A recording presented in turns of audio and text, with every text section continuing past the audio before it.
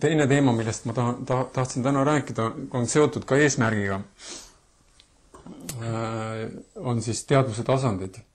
Ja see on tegelikult väga, väga põhjalik teema ja loomulikult lühikese ajaga seda detailselt käsitleda on raske, aga ma annan sellise lühi ülevaate.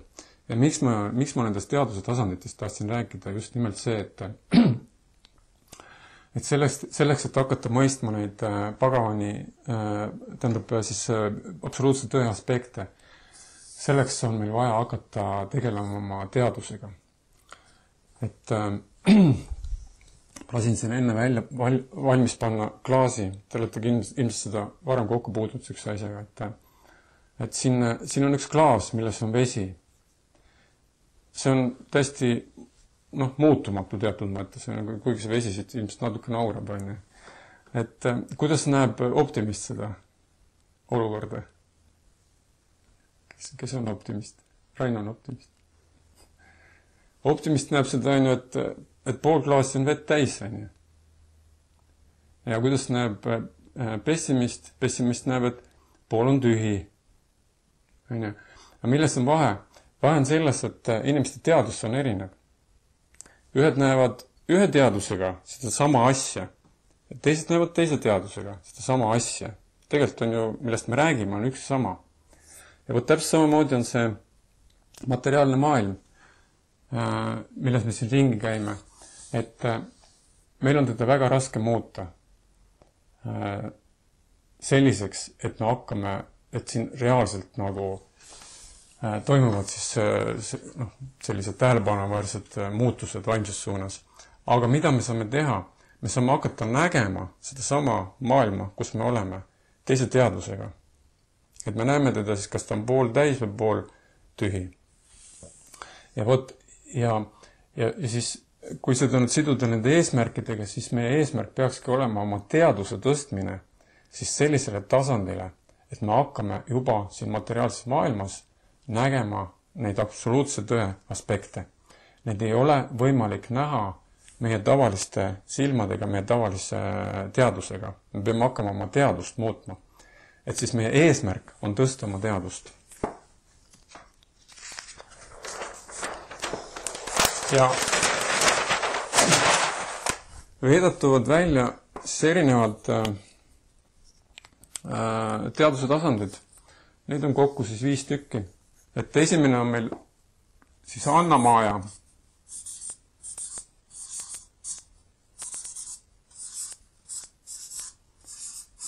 Anna tähendab sanskriti keeles toit, või ka teravilja nimetatakse selle Anna nimetusega.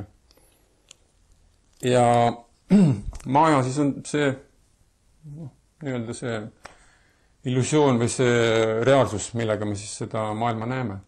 Ja sellel tasandil, see on siis kõige madalam teadvuse tasand, millel inimene siis teadvustab ja näeb seda maailma kõike sisuliselt toidust lähtuvana. Kõik, mida on võimalik süüa, see on tema maailm. Et kui me vaatame neid teadvuse tasandid, siis see teadvuse tasand on teatud mõttes on ta midagi, mis loob mingisuguse ühtsuse. Et selline inimene näeb nagu kogu maailma, ta seob nagu läbi selle oma teadvuse. Ja ta näeb, et ka teised, et mina olen teiste jaoks toit, teised on minu jaoks toit ja see on see, mis inimest juhib. Siin inimene kasutab ainult oma meeli. Ta põhimõtteliselt ta isegi ei teadvusta seda, et ta mõtleb. Ta on lihtsalt tunneb lõhna, näeb midagi ja ta liigub selle suunas. Ja see on siis jäme materiaalne keha. Siis sellest kõrgem teadvuse tasand, kuhu siis inimene saab liikuda, on prana maaja. Prana siis tähendab sanskriti keeles elujõud või teatud mõttes niisugune energia, mis siis nagu selline teadvuse tasand seisneb siis juba selles, et inimene teadvustab juba, et ma elan, ma olen olemas juba reaalselt ja et ma tegutsen. Ja siin tasandil siis inimene hakkab märkama, et ümber on ka teised elusolendid. Et nendega saab mingisugust koostööd teha. Et saab midagi kaubelda. Et mul on midagi, ma annan temale, tema annab mulle midagi vastu. Et sellel tasandil tekib siis põhimõtteliselt sellised, teatud mõttes tsivilisatsioon, tekib moraal ja inimesed, neil hakkab tekkima mingisugune õiglustunne, nad saavad aru, et nii ei ole päris õige teha, nii on õige, nii on vale, selline nagu teadus juba inimesel tekib. Kui annamaja tasandil sisuliselt see moraal puudub inimestel, on ju. Et siin on inimesed nad on teadmatult amoraalsed. Nad ei tea isegi, et nad on amoraalsed. Ja siin jätkuvalt inimene siis sisuliselt on oma mõistus või selle meeled ikkagi teda juhivad siin valdavalt, on ju. Siis järgmine tasand on, kolmas tasand on Gnanamaja.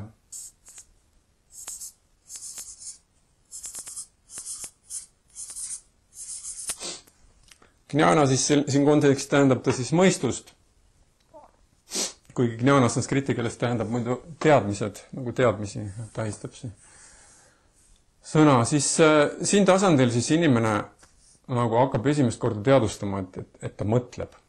Et tal on mõtted, ta neid ei näe veel kõrvalt, aga ta suudab siin juba hakata mingisuguseid seoseid tekitama. Et siin tasandil on siis kõikvõimalikud teadlased, sellised inimesed, kes juba kasutavad oma instrumendina siis nii-öelda seoseid ja oma mõistust. Ja siin hakkab inimene siis, siin tekib niisugune looming, inimene hakkab looma, kunst, kultuur, sellised nähtused tekivad siin.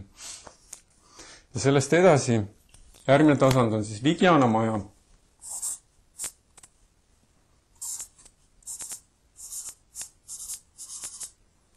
Vijnana tähendab siis seda, iseenesest see väljend, Vijnana, mis nende vahe on. Kui Vijnana on lihtsalt teadmised, siis Vijnana on juba teadvustatud teadmised, mis tähendab seda, et inimene juba reaalselt rakendab neid tegevuses, läbi oma tegevuste. Et ta ei ole puhtalt teoreetiline, vaid juba inimene reaalselt seda kasutab. Ja see on siis arukuse tasand. Et siis, kui siin on meeled, mõistus, siis siin on nüüd inimene jõudnud oma arukuse kasutamiseni. Ja siin nüüd inimene, sellel tasandil inimene hakkab mõistma seda, et ta teadvus on tegelikult nagu elust lahusseisev. Et teadvus on mõistusest lahusseisev, ta suudab siin oma mõistust kõrvalt vaadata. Ja siin inimene nüüd, sellel tasandil nüüd inimene teadvustab siis juba neid, võib teadvustada juba neid brahmani aspekti, ehk siis seda absoluutselt tõene, seda kolmandat aspekti. Ja sellel tasandil inimene võib juba teadvustada näha ennast juba nagu hingena arukuse abil. Nii et see on väga kõrge teadvuse tasand, kus siis kus juba inimene on siis, näeb seda maailma siis juba hoopis teistsuguse teadvusega. Ja ma tulen veel pärast tagasi nende eraldi veel aspektide kaupa nende teadustasandite juurde, aga ma panen nad kõigepealt alguses kirja, praegu annan niisuguse lühikirjelduse. Ja siis kõige kõrgem teadustasand, kui me nüüd seda 4 teadustasandit vaatame, siis tegelikult nad on teatud mõttes nad siis lääne sellises psühholoogilises käsitluses nad olemas. Et lääne psühholoogid ka näevad neid inimese arenguastmeid ja räägivad nendest. Täitsa on see informatsioon olemas. Aga millest siis ei räägita, on siis see 5. teaduse tasand, millest räägivad veedad, on Anandamaja. See Ananda sõna käis meil juba siin läbi, on ju.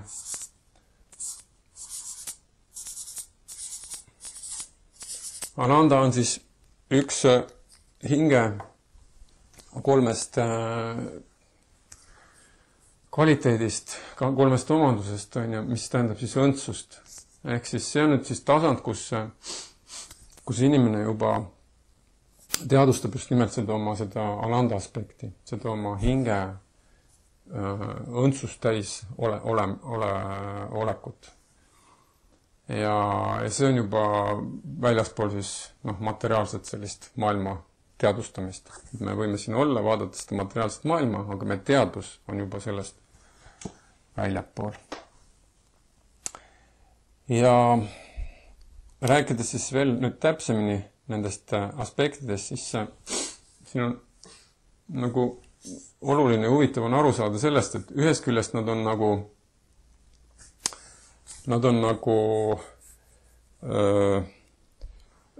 nagu sellised subjektiivsed maailma nägemise tööriistad inimese jaoks. Et inimene näeb siis, kes näeb siis selle läbi oma meelte tasandil, kes näeb mõistuse tasandil, kes näeb arukuse tasandil, kes juba näeb sellisel transcendentaalsel tunnetuslikul tasandil seda maailma. Aga teisest küljest Bhagavad Gita avab seal huvitava momendi, et teisest küljest on need 5 tasandit, nad on ka nagu siis just nimelt selle absoluutse tõe avaldumise siis erinevad aspektid siin materiaalses maailmas. Et näitena võib tuua selle, et kui on näiteks olemas riigis on mingid seadused, mingi kord, mingi süsteem, siis see on siis nagu, ütleme see nüüd nagu sellisest objektiivselt poolelt siis nagu see süsteem loodud siia, et see teaduste tasandite süsteem on. Aga see ei tähenda nüüd veel seda, et kõik selle riigi kodanikud teadustaksid ja absoluutsel siis tasandil järgiksid selle riigi poolt ette kirjutatud süsteemi. Et meil on näiteks siin kass, kes ei tea sellest, ei öödega mõtsi sellest süsteemist, nad on elus olend. Samamoodi on meil siin igasugused kodanikke, kes tegelikult ei tunne nad seadust, ei tunne moraali. Et see tähendab seda, et kui inimene selles süsteemis on, et automaatselt kohe võtab selle süsteemi siis endale nagu vastu ja teadustab seda nagu kõikidel tasanditel. Et see on just, ta on nagu sellepärast on nagu huvitav teadmine, et see ei ole, ta on ühest küljest on nagu inimeste poolt selline subjektiivne nagu maailma nägemine. Aga teiselt poolt on see nagu siis nagu Jumala poolt loodud selline süsteem, kus ta siis ise on läbi nagu erinevatel tasanditel nagu ka nende teaduste tasandite. Et ta ei ole nagu jällegi lahusseisev sellest absoluutsest tõest. Ja kui rääkides nüüd eesmärgist, siis on väga lihtne, et tõenäoliselt meie eesmärk ei ole Annamaja. Ma loodan, et me oleme siit juba kõik üle saanud. Et me siin tegutseme juba siin kuskil moraali ja siin nendel tasanditel siin kuskil. Ja loomulikult meie eesmärk peaks olema oma siis teadust tõsta ja liikuda siis ikka kõrgemale, kuni siis lõpuks selleni, et me teadvustame siin siis vähemalt siis, ütleme, kui see tasand siin, kui me räägime siis nendest 3 jumala aspektist, siis siin tasandil inimene teadvustab siis seda brahmani aspekti, kõike läbivat aspekti. Ta võib oma teadusega tajuda maailma absoluutselt tõdele sellel tasandil. Siis sellel tasandil on nagu miinimum inimese teadvustuse tasand on siis see, et ta teadvustab siis paramatmat ehk siis ülihinge. Et ülihinge tasand siis annab inimesele siis juba selle Ananda oma mõistmise algse õndsust täis olendina. Rääkimata siis Bhagavani aspektist, mis sellel tasandil juba on nagu inimese teaduses, raske sellest rääkida, sest et sõnavara tõenäoliselt isegi puudub, aga teoreetiliselt on ta siis selline tasand, kus inimene näeb siis kõiges Jumala mänge, kõik, mis ümberringi toimub. Ta elabki juba selles mängude maailmas, Jumala mängude, Jumala liilade maailmas. Aga eraldi nüüd veel rääkides natukene teadustasandist, meil tekiks mingisugune natukene rohkem see nagu avarduks see arusaamine nendest, siis huvitav on teada seda, et igal tasandil on omad filosoofiad, on olemas nii negatiivsed filosoofiad kui positiivsed filosoofiad. Ja igal tasandil on olemas ateistid, välja arvatud siis Ananda Maja. Ananda Maja tasandil enam ateiste ei ole. Ja on olemas siis usklikud inimesed. Ehk siis on olemas teatud religioonid erinevatel teadustasanditel ja on olemas siis kõige vaimsuse ja igasuguse usu eitajad nii-öelda. Ja need on väga huvitav vaadata, et kui me räägime näiteks motiivist, mis inimesi paneb siin liikuma, siis mis võiks olla motiiv sellele Anna Maja tasandil, nagu, mis inimest paneb liikuma? Söök ja hirm olla tühja kõhuga. Hirm, et mind süüaks ära. Hirm, et ma langen ise kellegi roaks. Ehk siin on inimese tegutsemismotiiviks on hirm. Ja samamoodi on hirm sellel Pranamaja tasandil. Et siin on see, mis inimest hirm paneb teda samamoodi tegutsema. Siis, kui inimene hakkab mõistust kasutama, siis ta mingi hetk tabab ära, et see Jumal või keegi, kes siis neid asju jagab meile, et ta tõepoolest annab midagi. Ja ta saab aru, et kui ma soovin, et kui ma nagu panen soovi sisse, siis ma võin midagi tagasi saada. Ja võt siin tasandil, siis Gyanamaja tasandil on see, mis inimest motiveerib, on soov. Et kui inimesel on tugev soov, siis ta hakkab tegutsema. Teda enam ei valda niivõrd palju hirm. Et siin inimest juhib hirm. Tänapäeva maailmas väga paljud inimesed tegutsevad hirmu motiivil. Hirm on see, mis neid sunnib midagi tegema, midagi saavutama, liigutama ennast. Siis siin juba hirm jääb tahaplaanile ja inimene juba kuulab oma sisemist häält, kuulab oma soove, kuulab oma lähedaste soove ja nii edasi ja tegutseb juba sellel platvormil. Ja siit edasi nüüd inimene saab aru, et talle tõepoolest juba tema soove nagu täidetakse vahel ja tal tekib tänutunne. Ja sellel Vijnanamaja tasandil, see on juba väga-väga kõrge teadustasand, kus siis inimese motivaatoriks, miks siin tegutseda, on tänu. Inimene on lihtsalt tänulik. Paljud vanad inimesed on jõudnud sellel tasandil. On olemas vanu inimesed, kes on lihtsalt tänulik elu eest elavad. On ka palju kibestunud inimesi loomulikult. Et siin ei ole enam hirme, ei ole isegi soovi inimesel, võt inimene lihtsalt tänulik, et tal lastakse elada, tal antakse, tal on normaalne pension, ta saab olla lihtsalt tänulik. Ja elab sellise teadusega. Ja Ananda Majas siis, mis siis motiveerib inimest, on armastus. Et see on siis see puhas armastus, mis on siis motivaatoriks. Lihtsalt teenida Jumalat. Siis, kui me vaatame näiteks suhe Jumalasse on täpselt samamoodi läbi nende motiivide. Et siin Anna Maja, Pranamaja tasandil inimesed suhtuvad Jumalasse siis läbi hirmu aspekti. Selge see, et Jumal on see, kes karistab. Jumal on see, kes võtab ära. Jumal on see, kes kelle tõttu surevad meie lähedased ja nii edasi, et Jumal on ühesõnaga see, kedagi peab kartma. Ja Jumal on midagi hirmsat. Et igal juhul kõik halvad asjad, mis siin maailmas juhtuvad, see on kindlalt nagu Jumala pärast. Ja võt see on see, kuidas inimesed siis nendel kahel tasandil suhtuvad Jumalasse. Hirm, see on midagi halba.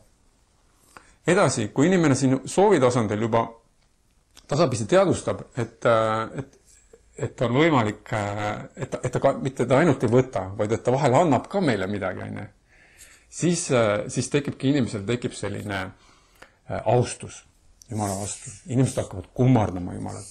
Jumal on midagi suurt, midagi võimsat. Ja mina olen siis see, kes kui ma ennast pikali viskan ja hästi alandlik olen, et siis ta ehk mulle midagi annab, ja annabki vahel, ja siis mul on põhjust veel rohkem soovida. Et siin on siin tasandil on siis suhe Jumalaga on siis hästi selline hästi austav. et ta, samas on siia jäänud natukene seda hirmu, aga samas juba inimene saab aru, et temast sõltub ka see, et kui ma teen mingeid ohverdusi ja mingisuguseid rituaale, siis ta võib mulle anda, on ju. Ja Vignanamaja tasandil on inimene siis juba aru saanud, et tõepoolest kõik vist oleneb temast. Et tema nii annab, kui võtab. Ja inimene jõuab siis siin tasandil võt selle tänutundeni. Et siis inimese suhe nagu Jumalaga sellel tasandil ongi see läbi tänutunde. Et inimene on nagu tõeliselt tänulik loojale selle eest, et ta nii annab, kui võtab. Sest et teatud mõttes on see juba nagu siuke alistumine olukorrale. Ja siin on siis Jumalaga suhe on puhtalt armastuslik, kus siis on tegelikult jäänud sisse hirmu sellel tasandil ei ole, sellepärast et armastus võtab hirmu ära. Aga on jäänud sisse siis lugupidamine, austus oma armastatu vastu, on ju. Mis on elementaarne, sest et kui me ei austa teist inimest, kuidas me saame teda armastada, on ju. See peab olema olemas. Aga ta ei ole prioriteet, ta ei ole nagu domineeriv. Et kui ta siin on domineeriv, siin on ainult Jumal on keegi suur, mina kummardan, siis siin ta on olemas, aga ta on nagu foon, on ju. Ja samamoodi tänutunne. Et kui siin on nagu, fookus on ainult tänutundel, siis siin on see tänutunne nagu osa sellest suhtest. Ja siin inimest motiveerib lihtsalt see, et oma armastatuga suhelda. Ja rääkides veel siis võib-olla nendest filosoofiatest näiteks nendel erinevatel tasanditel, siis siin Annamaja tasandil, kui nüüd sellise negatiivse poole pealt rääkida, siis on inimene on nagu äärmine egoist. Ta on selline töörügaja, kes ei suuda mõista, mis on õnn, mis on ebaõnn, et ta elab nagu ainult endale. Peas, et oleks endal hea. Ja noh, ta elab lihtsalt selleks, et süüa, laulda, pidutseda, nii-öelda, peas, et oleks endal hea olla. Siis siin Pranamaja tasandil inimene negatiivse filosoofia poole pealt on ta eitab moraali. Ta tahab olla moraalist kõrgemal. Ja inimene ei tunnista, et on olemas mingisugused reeglid. Ta tahab olla neist kõrgemal. Teisisõnu on olemas teatud filosoofiad, mis ütlevad, et Jumal on surnud, oli siin, tegi midagi, nüüd teda enam pole. Surnud, et see tähendab seda, et kõik on lubatud. Nietzsche näiteks viljeles sellist filosoofiat. Siis edasi, siin tasandil siis inimene ekspluateerib täiega materiaalset maailma, materiaalset loodust, agressiivne ja samamoodi negatiivse poole peal. Jumal on kuskil kaugel, ta lõi selle maailma, aga praegu teda siin ei ole, et me võime siin teha, mis ise tahame. Ja siin Vigiana tasandil siis negatiivse filosoofia peal on sellised väga teemonliku mentaliteediga inimesed, kes siis nagu mõtlevad niimoodi, et jah, see Jumal on olemas, kui ta siia tuleb, siis ma lihtsalt löön ta maha, sest et ma olen siin peremees. Et mina valitsen siin praegu. Ja siin inimene ei usu, et Jumal on isiksus. Ta eitab seda, kuigi see on väga kõrge teadustasand, ta võib ennast teadustada hingena, aga ta võib eitada täielikult seda, et Jumal võib olla isiksus. Tühjuse filosoofia. Ja kui keegi on Jumal üldse, siis mina olen. See on nagu negatiivse poole pealt. Positiivse poole pealt, kui rääkida, siis Annamaja tasandil inimene on lihtsalt selline aus töömees, kes mõtleb, et kui ma töötan, teen kõik korralikult, siis võib-olla ma saan süüa ja tõenäoliselt läheb kõik hästi. Et ta loodab Jumalale ja kõige tähtsam on teha ausalt tööd. Siis Pranamaja tasandil inimene juba kasutab moraali elus. Ta saab aru, et kui mina käitun sinuga niimoodi, siis sina käitud minuga ka vastavalt. On juba siuke vastastikune suhe, inimesel on nagu moraal, millest ta siis peab kinni ja elab selle moraali järgi. Siis Gianamaja tasandil on inimese eesmärk teha juba head palju ja eesmärk on inimesel jõuda siis paradiisi planeetidele. ja nad mõistavad siin tasandil juba, kui inimene hakkab mõtlema, siis ta saab aru juba, et töötab karma, et kui ma teen midagi, siis see tuleb mulle tagasi. Ja on olemas siis põhjus tagajärgi, on ju, erinevatel tegevustel. Ja noh, siin juba sai mainitud, et siin nagu inimene positiivse poole pealt juba, siin on paljud siis sellised preestrid, brahmanad, kes siis teadvustavad hinge ja keha erinevust ja mõtlevad juba sellistel kõrgetel teemadel. Mis siis veel rääkida sellest?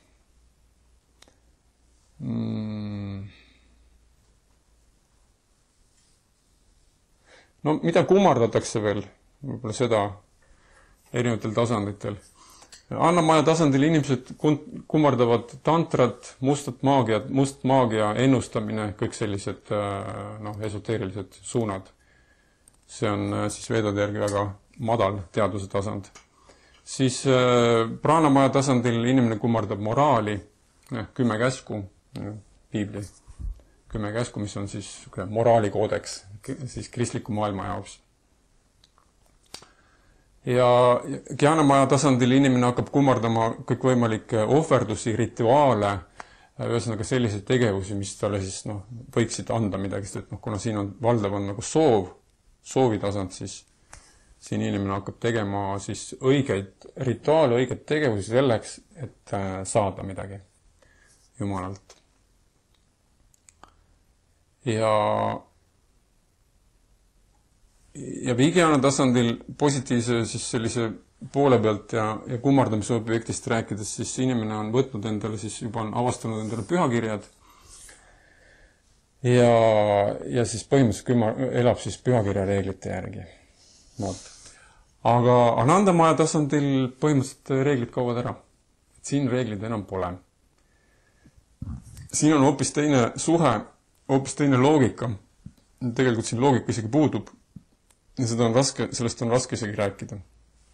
Siin ei ole ei moraali, ei midagi, mis on siin allpool. Et see on nagu väljaspool seda kõike.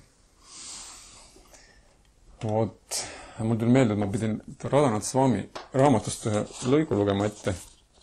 Ma lugesin siin mõni päev tagasi, sest ma loen seda raamatut praegu. Tal tuli eesti keeles välja, et ma loen teda eesti keeles uuesti. Varem ma siin perega koos lugesime inglise keeles. Siin oli üks huvitav koht, kus tõenäoliselt Radhanath Swami elus toimus siuke väike nihe teaduses. Et see võib-olla natuke iseloomustab seda, kuidas me liigume selles teadvuse trepi siis erinevatel astmetel. Ja ta oli siis noor poiss, ta läks, ma ei tea, kui vana ta oli, 17-18, 19 aastane, no igatahes. Ta läks oma pere juurest ära, oma väga toreda pere juurest ja neil oli seal kõik majanduslikult olid nad kindlustatud ja nii edasi, aga ta otsis elus kõrgemaid väärtusi ja nad läksid sõpradega siis Euroopasse, lendasid Ameerikast. Seiklesid siin natukene Euroopa subkultuurides ringi, siin tarbisid kõik võimalikke asju, mida siin pakuti seal 60. aastatel ja ta läks suvepuhkuseks siis, läks lihtsalt korraks nagu sinna. Ja tal ei olnud nagu muid plaane, mõtlesin lihtsalt, et sõidame Euroopasse. Aga millegipärast siis seal Euroopas ta ei saanud nagu rahu ja ta liikus seal riigist riiki ja käisid seal erinevates riikides ja lõpuks siis ta sai teadmise, et ta peab minema Indiasse. Ja siis lühidalt ta läks siis hääletades mööda maad, läks siis Euroopast Indiasse. Ja see on nüüd see koht, kus ta on jõudnud Afganistani, nüüd juba Türgist on läbi jõudnud ja siin Afganistanis siis on üks koht, kus ta siis räägib, et ühel varahommikul suundusin ma pahaaimamatult Herati linna uurima ja sattusin piirkonda, mis oli kõigest seninähtust sootuks erinev. Seisin hommikutunnil tolmuse tee ääres ja vaatasin ümbruskonda ja nautisin vaatepilti. Enda ümber ringi vaadates tundsin end seisvat justkui ajatu, lihtsa elu maailmas. Mu süda puperdas. Kaamelid ronkisid minust üksteise järel mööda. Ma ei kuulnud ühtki autosignaali. Ainult kaamelite kabeplagin müdises vastu mullapinde. Perekonnad elasid täistuubitud onnides, mis olid ehitatud kuivanud mudast. Mu suu kuivas kirbest tolmust, mu ninna tungis kaameli ekstrementide ning puusuitsu haisu. Inimesed kükitasid tee ääres ja lobisesid üksteisega. Neil olid seljas traditsioonilised afgaani rõivad. Nende vabalt langevad riided olid hoolimata kulunud välimusest väga elegantsed. Meestel olid pea ümber turbaniteks keritud pikad kangaribad. Paljudel paistsid karestunud palgelt välja sügavad rõugearmid. Loodusjõudude meelevallas oli nende nahk näinud kipra, nagu olnuks see vana loomanahk. Nende laiad spontaansed naeratused lubasid näha, et neil polnud suus enam hambaid. Või olid need kõndistunud. Nende lohvakad särgid ulatusid põlvedeni. Nad ise näisid oma argitoimetuste keskel muretud ja aja unustanud. Naised varjasid oma nägu õhukese looriga ning kandsid siniseid või musti pikki pealaast jalataldani ulatuvaid kleite. Üks pime mees istus teeservas ja laulis kõrgel häälel religioosseid laule, patsutades samal ajal naast trummi. Oli külm ja õhk täitus söögi valmistamiseks läidetud lõkete suitsust. Järsku, üsna ootamatult, sain ma aga kultuurišoki. Ja see paiskas mu sõna otseses mõttes põlvili. Ta siis langes kogu seda afgaani elu seal külas põlvini. Mu silmad hakkasid suitsust kipitama, tundsin, kuidas pea käis ringi ja süda läks pahaks. Ruumitaju kadus ja mul oli korraga hirm. Ma ei suutnud enam aru saada, mida mu viis meelt mulle öelda üritasid. Tundsin, nagu olnuks ma omaette mullis. Mu ego varises valusalt kokku. Põlvitasin ja higistasin mind vallanud emotsioonide tulvas.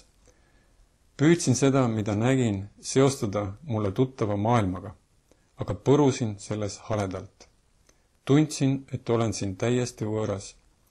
Kuigi ääretu vaesus hirmutas mind, nägin siiski, et Heerati inimesed olid õnnelikumad ja muretumad kui keegi teine, keda olin kunagi kohanud. Taoline vaesuse ja õnnelikkuse sürreaalne kooslus põhjustas mu mõistuses lühise. Et siuke mingi hetk oli siis tal seal, kus ta teadvustas oma elus mingit täiesti uut dimensiooni, tulles siis Ameerika ühiskonnast, tulles Euroopast selle heaolu ja kõige keskelt. Sellel ajal oli tööstusrevolutsioon väga hoogsalt arenenud ja sattudes siis sellisesse keskkonda, kus oli totaalne vaesus. Polnud mitte midagi sellist, mis oli läänes ja ometi need inimesed olid, ta polnud nii õnnelik inimesi oma elus varem näinud. Ja nagu ta ütleb, teadvus lihtsalt sattus lühiühendusse. Et mingisugused majad enam ei töötanud. Vot, ma millegipärast tahtsin seda siduda nende teaduse tasanditega, et ma siis tänaseks lõpetaks praegu siin. Ja tuletan meelde, et me rääkisime siis täna 3 absoluutse tõe aspektist, mida siis veedad käsitlevad kui ülimat eesmärki, mille poole siis inimene peaks üldse pürgima, mis võivad anda inimesele siis tegeliku eesmärgi, tegeliku motivatsiooni, tegeliku entusiasmi, tegeliku otsustavuse ja lõppkokkuvõttes ka tõeli ja tegeliku õnne. Ja selleks, et neid erinevaid aspekte siis mõista, on vaja siis veedade järgi meie teadust hakata tõstma, ehk teisisõnu näha seda kõike, mis meid ümbritseb, ilma seda muutmata oluliselt, lihtsalt teise pilguga. Näha siis seda teiselt teaduse tasandilt. Ja selleks, et oma teaduse tasandit muuta ja sellel teel liikuda, selleks siis on olemas vastavad praktikad. Veedad nimetavad neid joogadeks, neid süsteeme on erinevaid Ja see on siis see, millest me hakkame järgmine kord siis rääkima detailsemalt. Ja siis järgmine loeng oleks siis viimane sellest tsüklist ja sellega me saame sellise väikese sellise nii-öelda läbilõike ülevaate võib-olla siis sellest, millest siis suures plaanis üldse, millest veedad räägivad. Et tänaseks kõik praegu ja võib-olla teeme sellise väikese küsimuste vooru siin, kui tekkis midagi, võib-olla seoses nende teaduse tasanditega siin. Bhagavan on Jumal ja Boh on hakkab nagu sõna tähega, eks Boh. Ja God on inglise keel, eks. Aga miks meil Jumal, kus see Jumal tuleb? Kas sa oled mõelnud sellele, miks? Eestikeelne sõna või? Jah. Või ma ei oska sellele vastata. Või surja ja sun ja solse. Miks meil päike on? Et kus need tulevad, sa mõelnud sellele? Ei ole mõelnud, aga üks asi, milles ma küll seost näen, on isa, on ju.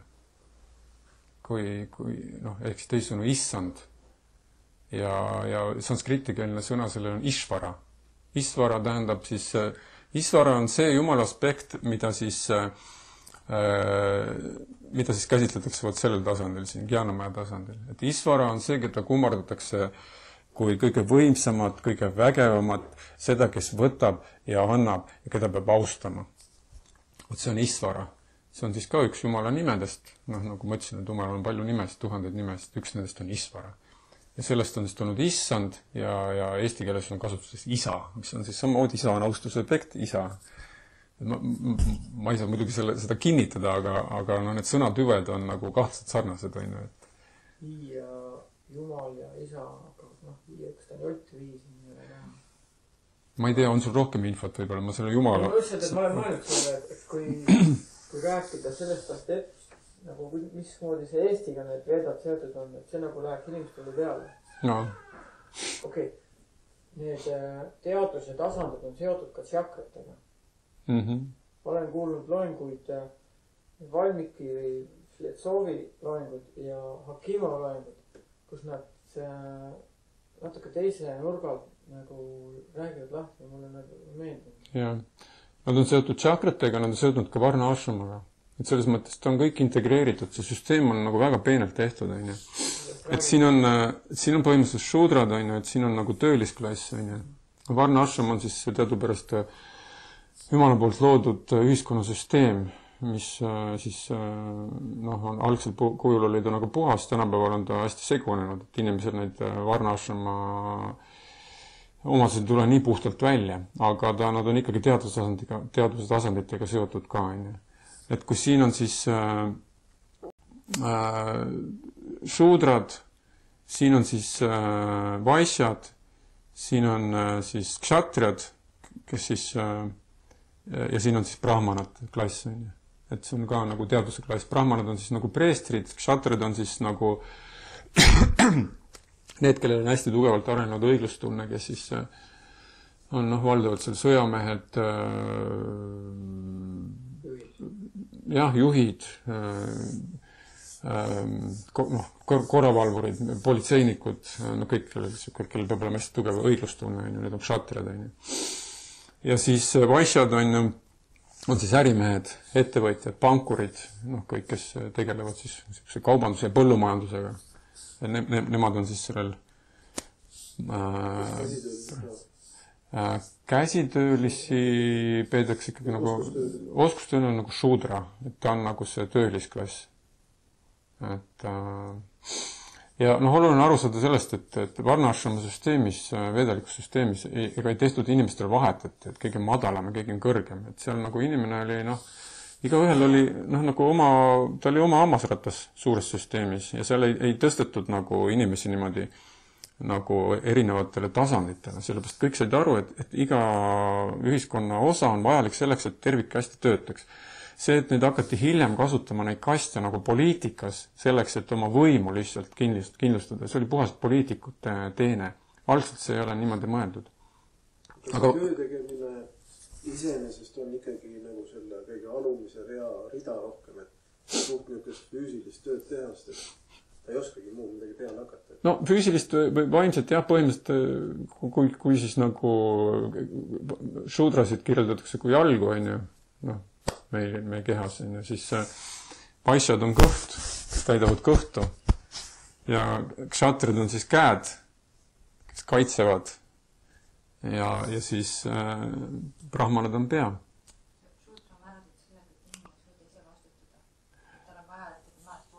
No hea kriteerium on see, et šudra on see, kellele makstakse palka.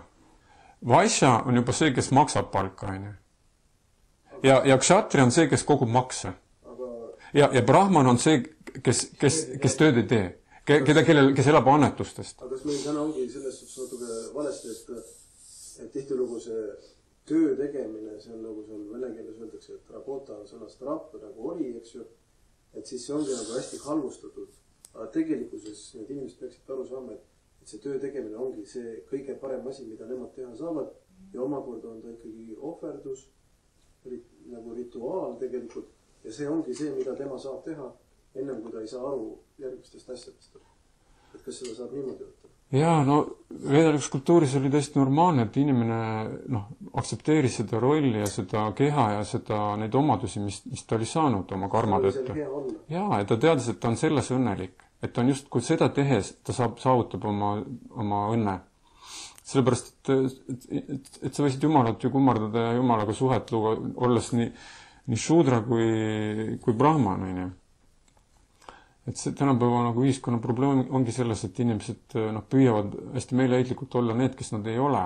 Ja tänapäeval on hästi segunenud juba need, kuna soove on nii palju. Et algselt on Varna Ashrama süsteem mõeldud selleks, et sinna keskel asetada Jumal ja ümber selle kõik inimesed oleksid õnnelikud. Aga kas kogu sellest asjast aru saab meil läheb keeruliseks ka tänu sellele, et kui me juba siin eesti keeles mõtleme, et meie sõnad tähendavad üldse midagi muud, me saame aru midagi muud ja siis püüda aru saada sellest, mida on vedades kirjutatud, et siis see ajabki meid lõpuks nagu segadust. Et kui igal sõnal on, mis siin oli, et ainuüksi islamis araabia keeles on sõna piim, seal on võib-olla 150 erinevat väljendit, et öelda piim, eks ju. Ja siis meil on niimoodi, et kui me räägime sõna armastus, siis tegelikult me ei saa aru, millest me räägime, sest et meil on ta igapäeva kõnes ju siin nähtaval kogu aeg mehe ja naise vaheline asi. Ja just. Aga kas ta ka kuskile mujale laieneb ja kuidas see kõik võimalik üldse olla, siis tegelikult ei saagi enam aru. Jääb siia pidama. No veedad räägid armastusest. Materiaalses maailmas on ta siis transformeerunud iha. Et see, mida siis vaimses maailmas nimetatakse armastuseks, see on see, mis on meil maailmas siin iha, ehk siis soov nautida. Ja meie nagu käsitlus armastus ongi see, et armastus on see, kus ma saan nautida. Aga algne armastuse definitsioon on see, kus ma saan tekitada teisel naudinguid, kus ma saan teist nautima panna. Võt see on armastus. Et me oleme pööranud siin materiaalses maailmas asjad lihtsalt teistpidi ja võt selleks, et need asjad nagu tagasi pöörduksid, selleks ongi vaja neid praktikaid ja praktikate abil hakkab inimene ennast puhastama. Näiteks neid samu teaduse tasandeid, need nimetatakse košadeks. Ja koša tähendab sanskriti keelest on nagu kiht. Et teisisõnu, et kui meie hing on siis siin nagu siin pisikene siin meie sees, siis selle hinge ümber on sellised nagu sibula, sellised kihid. Ja need on teaduse tasandid, siis need erinevad teaduse tasandid on siin ümber meil niimoodi. Et kõige väljas meil on siis see annamaaja tasand, on ju. Ja sellised hirmud, vihad, egoism, kõik sellised madalad omadused. Ja nüüd selleks, et me jõuaksime selle tuumani, et me jõuaks selle algse olenguni, me peame hakkama neid kihte ühe kaupa maha siit pealt niimoodi saama. Ja selleks, et neid maha saada, selleks on vaja praktikat, selleks on vaja tegutsema hakata, midagi teha. Et lihtsalt istuda ja mediteerida, me ei jõua selleni. Et selleks on vaja reaalselt hakata oma anartadele, oma mittevajalikele omadustele otsa vaatama ja konkreetselt hakata nendega tegelema. Aga kas see hiljuti just mõni päev tagasi oli inimesega juttu, kes püüab nagu kõigest sellest kuidagi aru saada ja siis ta nagu jookseb ühele poole, teisele poole, ta ootab kogu aeg mingit niukest, et mingi nõks peaks käima, mingi ime peaks tulema, mis järsku teeb kõik lahti, siis ta jookseb seal, on ta need joogakursused läbinud, joogaõpetajad erinevad, siis ta on seal tantrates kuskil, siis ma kuulsin, et ta rääkis, et ta peab üldse sõitma kuskile Taisse, kus on mingi eraldi saarel mingi tantrakursused, kuhu pääseb ainult läbi eriliste, ma ei tea, mis moodi siis kuidagi, ja ta kogu aeg ootab, et midagi peaks avanema. Aga kas see siis niimoodi üldse avanebki, kui ta ei saa aru, et tuleks hakata sellest teisest otsast pihta kõigepealt, et nüüd ma selgeks saada midagi, just see, mida sa siin oled rääkinud. Ma mäletan, ma olin noor mees, sõitsin ükskord laevaga Soome, ma ajasin seal mingisuguseid mingeid asju ja seal laevast tuli mu juurde üks mees, pani mu lauale ühe brošüüri, ütles, et ma vaatasin siin teemalt, et mulle tundub, et sul on seda vaja. Ja samal hetkel ta kadus kuskile, ma tahtsin ta käest midagi küsida, teda ei olnud. Siis ma hakkasin seda sirmi vaatasin, mis seal ikka panin kotti ja läksin Soomes hotelli ja hakkasin seda lugema. Ja seal oli siis kirjas, näiteks Carl Lewis, kes oli sel ajal mul üks lemmiksportlasi, kuidas siis inimesed rääkisid oma lugusid, kuidas nad siis, see ütles üks kristlik ühesõnaga kirjandus, kuidas siis nendel mingi hetke elus siis tuba läks valgeks, täitus valguse ja õndsusega. Ja kõigil see käis nagu niimoodi hetkega. Mul oli samamoodi, et ma lugesin seda brošüüri, mõtlesin, et huvitav, et mul ei oleks nagu selle vastu midagi, aga siin ei ole nagu kuskil ei olnud kirjas, et mida ma pean nagu tegema või et mis tingimustel siis see asi nagu juhtub, et ma ei saa nagu sealt nagu juhendusi. Ja selline asi võib juhtuda. See võib reaalselt juhtuda. On juhtunud niimoodi, et inimesel lihtsalt lööb plaks ja kõik, ja inimesel on teadmised olemas. Kõik teadmised on järsku olemas. Aga et me sellele lootma jääme, see on nagu väga riski business. Et selles mõttes veedad ikkagi õpetavad, et selleks, et sellised asjad reaalselt võiks ikka juhtuda, me peame hakkama midagi oma elus muutma, me peame hakkama mingit konkreetseid samme astuma, mingit konkreetset tegevusi tegema, mingit konkreetset praktikat nagu rakendama. Sellepärast, et Krishna lugudes on üks hea lugu, mis on väga kallis nagu Krishna pühendunud Tamodarastaka kuul, kus oli selline mäng, kus väike Krishna tegi pahandust seal, lõhkus ära võipoti ja jooksis ema Yashoda eest lõpuks ära ja jagas võid ahvidel ja nii edasi. Ja ema Yashoda tahtis siis teda kinni siduda karistuseks. Et ulakas laps tegi pahandust. Ja ta hakkas teda taga ajama. Kõigepealt ta ei saanud teda kätte. Lõpuks jooksis, ta oli juba higine, sai ta seal kätte. Ja siis ta hakkas teda kinni siduma. Ta tahtis teda selle uhpri külge. Tahtis kinni siduda. Tal oli üks jupp nööri. Ja ta sidus ja hakkas seda sõlmima. Ja täpselt 2 näpujagu nööri oli puudu. Ta tõi nööri juurde. Pani nööri juurde, sidus uuesti. Jälle 2 näpujagu puudu. Lõpuks tulid naabrid juba vaatama, mis seal toimub, suur müra ja kola. Ja inimesed tõid talle nööri juurde. Toodi talle rohkem ja rohkem. Ta sidus ja ikka oli 2 näpujagu puudu nööri. Kuni lõpuks siis ema Yashoda oli juba täiesti ahastuses seal. Ta ei teadnud enam, kas nutta või naerda. Ja ta oli juba andnud ennast kõik juba, et see väike laps kinni siduda. Ja siis Krishna nägi, et millist jõupingutusi ema teeb ja mingi hetk lasi tal siis ennast kinni siduda. Siuke lugu, hästi armas lugu iseenesest. Aga mis need 2 näppu on siis, mis seal puudu olid? Et nagu selgitavad siin meil need õpetajad, acharjad. Et esimene siis on meie jõupingutused. Ehk siis see, mis meil nagu puudu on selleks, et see kinni siduda, see nöör. See on 2 asja vaja. Esimene siin jõupingutused. Kui me neid jõupingutusi ei rakenda, siis meil seda nööri ei õnnestu Jumala ümber siduda. Meil ei õnnestu teda siis nagu kontrolli alla saada nii-öelda. Ja teine asi on tema armulikkus. Ehk need 2 asja käivad tegelikult elus kogu aeg meiega kaasas. Esiteks, me peame tegema jõupingutusi. Teiseks, kui tema ei otsusta, et me selle saame, siis mitte midagi ei juhtu. Mõlemad asjad on vajalikud. Kui me jätame ühe ära, kui me näiteks loodame ainult oma jõupingutustele, siis me edu ei saavuta. Kui me loodame ainult armulikkusele, ehk istume maha ja ootame, millal tuba valgeks läheb, on ju, käime ühest joogaklubist teisesse, on ju, ja ajame mingisugust, me ei tea isegi, mida otsime, on ju. Samamoodi, on ju. Ehk need asjad peavad koos käima.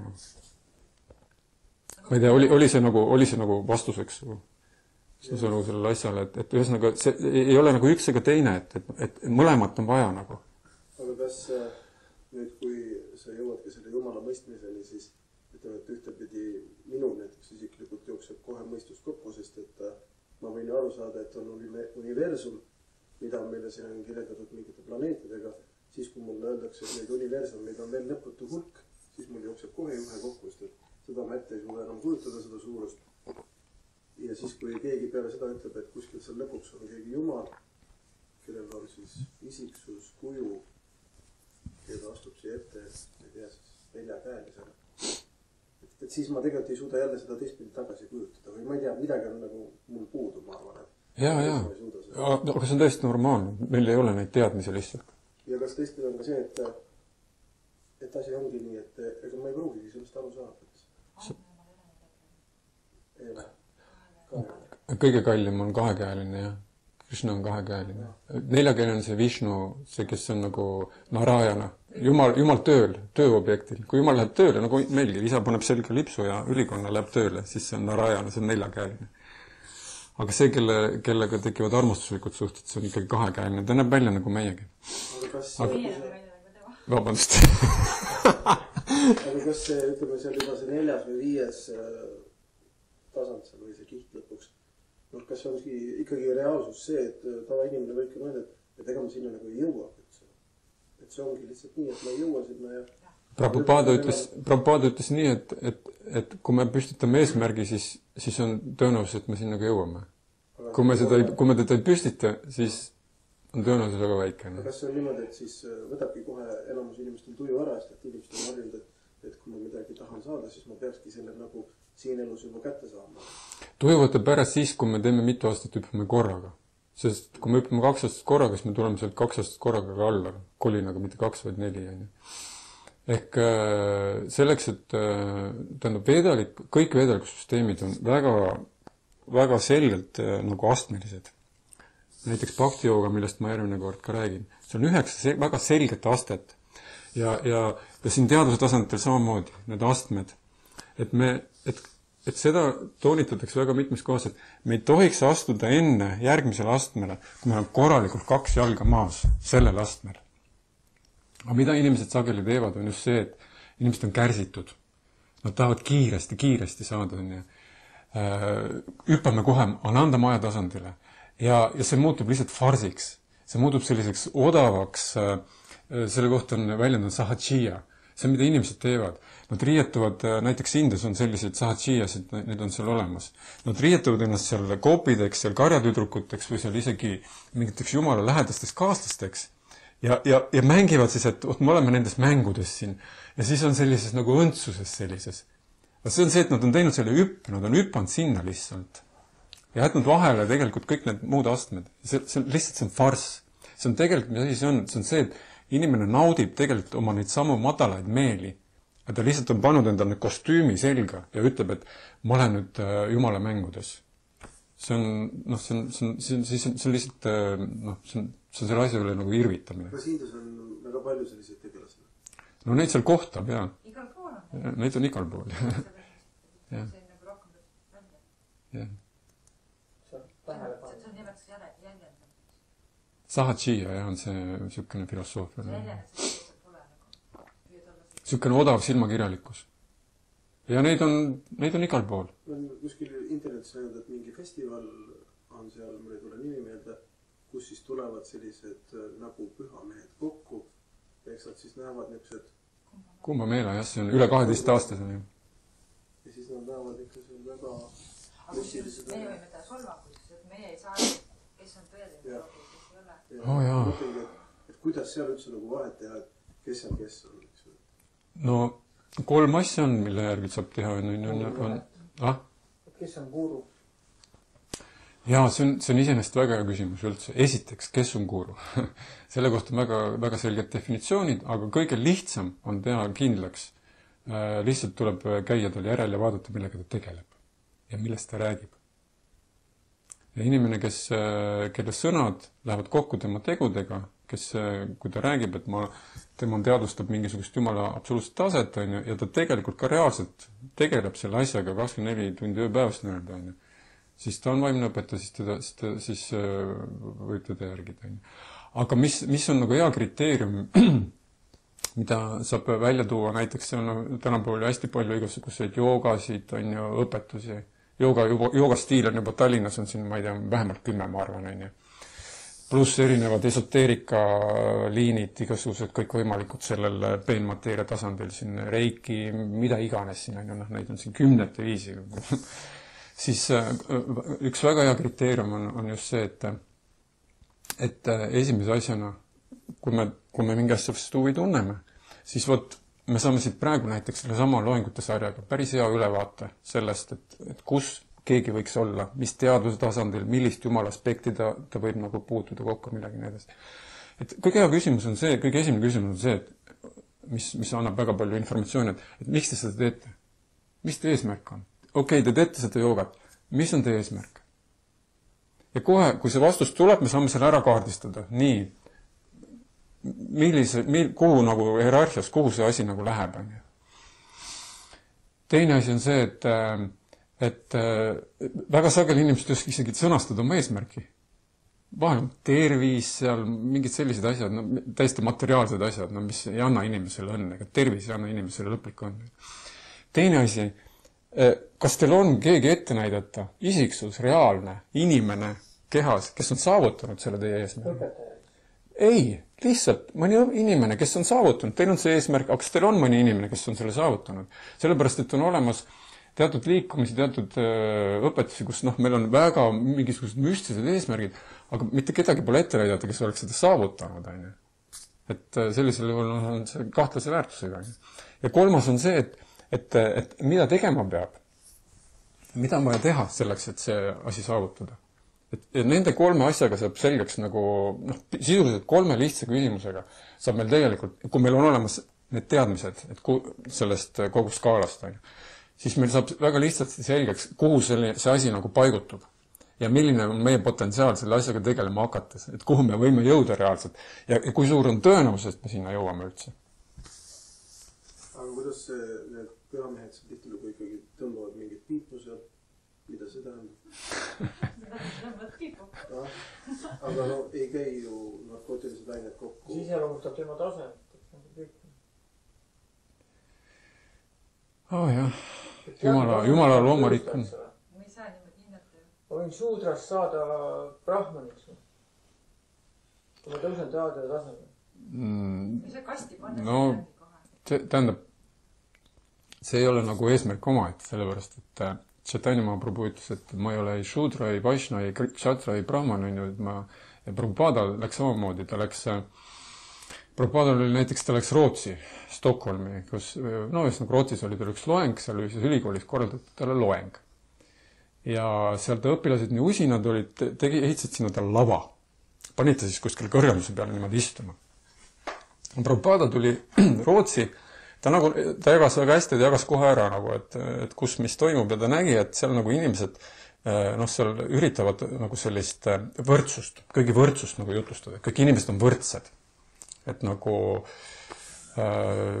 võrdsed hüved, võrdsed õigused ja nii edasi. Ja Prabhupada ehitas selle ülikoolis siis oma selle loengu üles sellele, et ta nagu näitas inimestele ära, et inimesed ei ole võrdsed. Meil ei ole võrdseid omadusi, meil ei ole võrdseid teadmisi, me pole võrdsetest perekondadest. Inimesed ei ole võrdsed. See on veedalik õpetus, et me ei ole võrdsed. Me oleme erinevatel positsioonidel. Ja see varna-ashram süsteem, ta seal nagu põgusalt rääkis. Ja selle peale siis üks hästi agressiivne üliõpilane tõusis seal saalis üles, ütles, et jah, te räägite siin väga targalt sellest võrdsusest või sellest mitte, et võrdsus ei ole nagu õige, aga miks te ise siis niimoodi istute selle kõrge lava peal seal, et kes teie siis olete? Et te ütlete, et te olete siis brahman, et te olete siis nagu meist ikkagi kõrgem või niimoodi. Ja selle peale Prabhupada ütles, et hästi rahulikult, et mina ei ole ei shudra, ei vaishya, ei kshatriya, ei brahman. Mina üritan olla nende kõigi teener. Ehk teisõnu, kui me positsioneerime ennast nagu, et nii, et mina olen kshatriya, sina oled vaishya, tema on shudra, tema teeb tööd meie jaoks.